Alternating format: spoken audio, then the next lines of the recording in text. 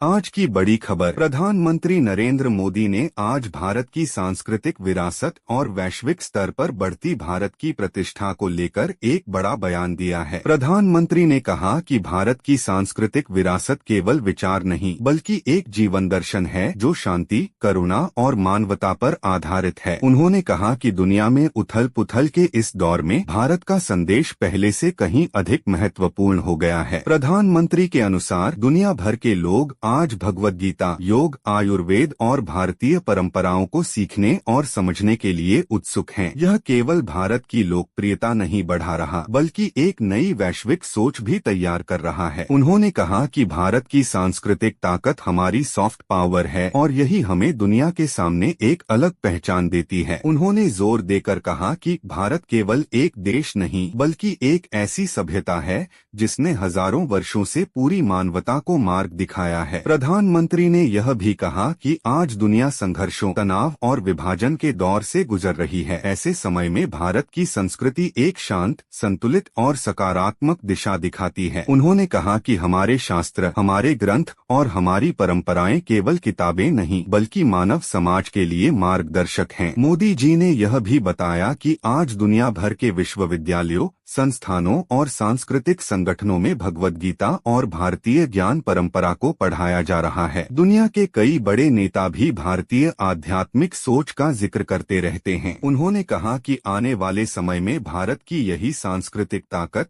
भारत को वैश्विक नेतृत्व की ओर ले जाएगी। अंत में प्रधानमंत्री ने यह संदेश दिया कि हर भारतीय को अपनी संस्कृति पर गर्व होना चाहिए, क्योंकि हमारी विरासत किसी एक धर्म, भाषा या क्षेत्र से नहीं बल्कि पूरी मानवता से जुड़ी हुई है।